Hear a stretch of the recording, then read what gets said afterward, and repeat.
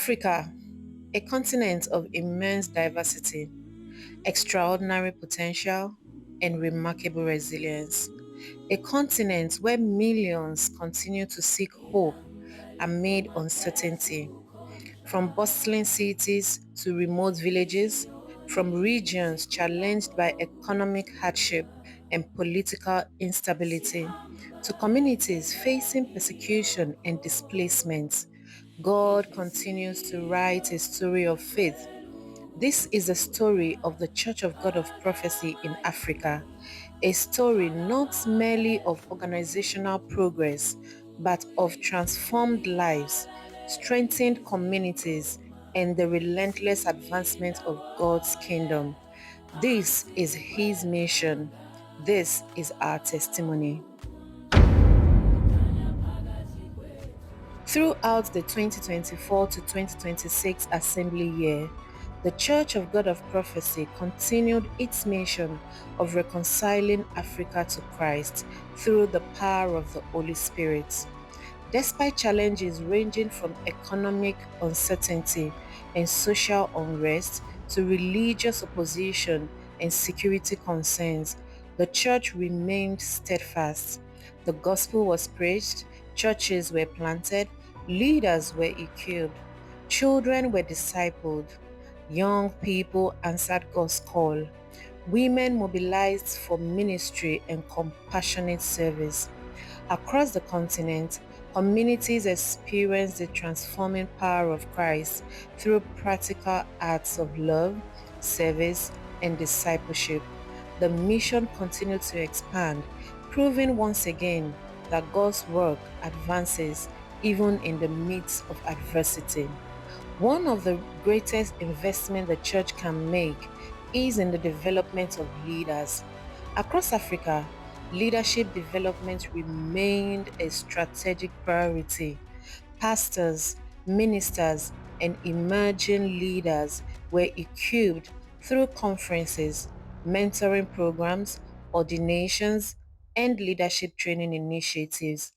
A significant milestone was the ordination of Bishop Sam Adi as National Bishop for Ghana, positioning the nation for continued growth and effectiveness. In the Gambia, new ministers were ordained and commissioned for service, strengthening leadership capacity for future ministry. The Liberia Leadership Conference brought leaders together under the theme, Equipping Today for Tomorrow's Challenges. And in October 2025, more than 5,000 delegates gathered in Mthatha, South Africa East for the historic African Leadership Conference. There, leaders united around a shared vision for the future of ministry in Africa. A major highlight was the introduction of Spirit and Life Seminary, a strategic platform for theological education and leadership development. Already, over 60 students across English and French-speaking African countries are being equipped to serve the church with excellence and biblical conviction. The church's growth story is being written across the continent.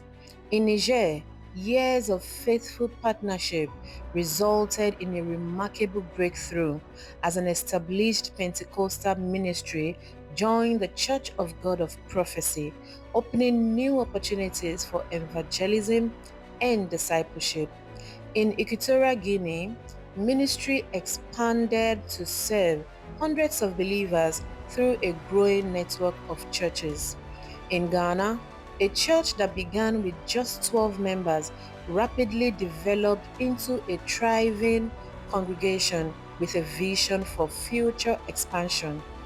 In the Gambia, significant progress was made on the National Church complex, including a sanctuary, children's facilities, offices, sanitation facilities, and a pastoral residence. Meanwhile, plans are underway in Liberia and Niger to establish a future conference centers that will serve generations of leaders and believers. These developments are more than buildings, they are centers for worship, places of discipleship, platforms for leadership development, and instruments for community transformation. The future of Africa is closely connected to the future of its young people. And across the continent, a new generation is rising. In Uganda, the inaugural Africa Youth Conference gathered delegates from 16 nations under the theme Shift to Reconcile Africa to Christ. More than 600 young people participated, exceeding expectations and demonstrating a growing passion for leadership, discipleship, and evangelism.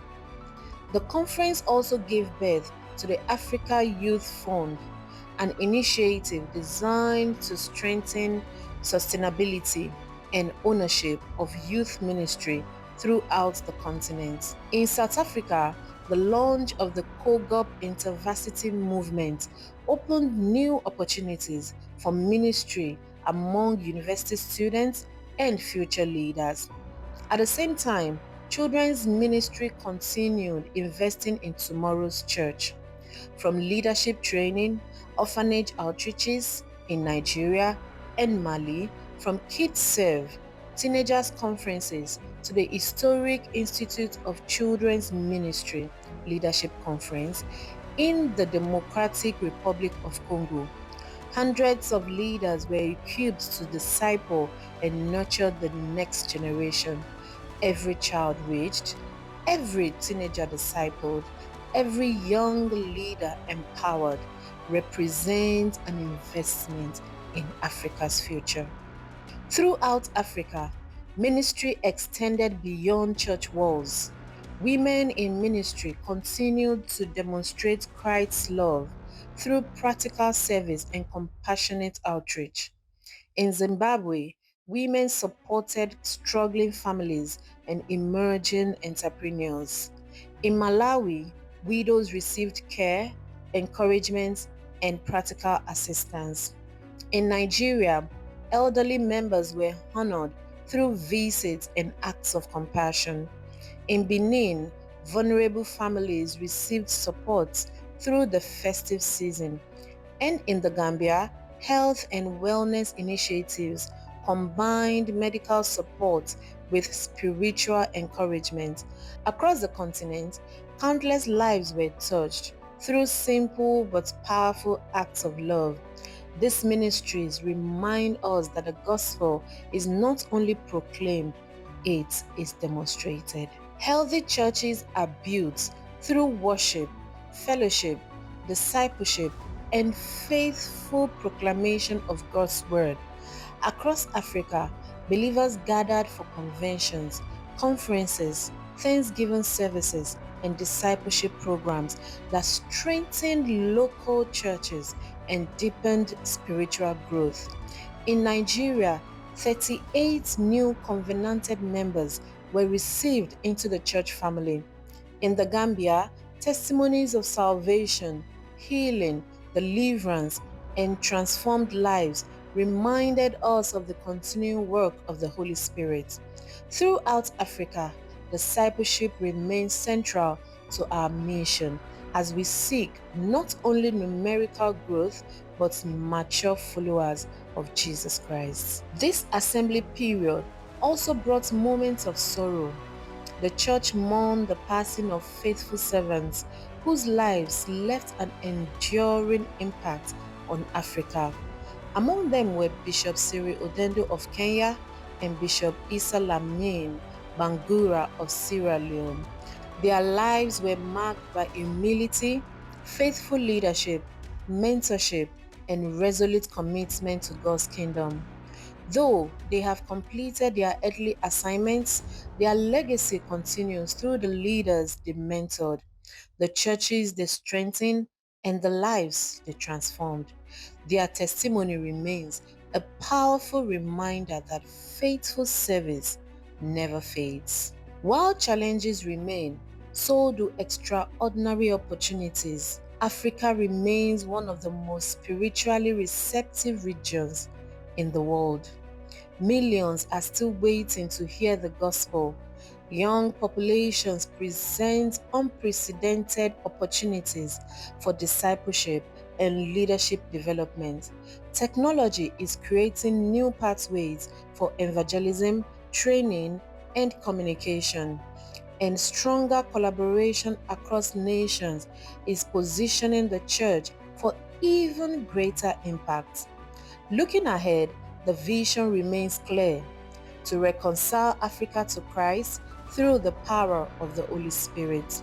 Through church planting, leadership development, youth engagement, children's ministry, women's ministry, discipleship, compassionate outreach, and faithful stewardship, the church is preparing not only for the next assembly year, but for the next generation.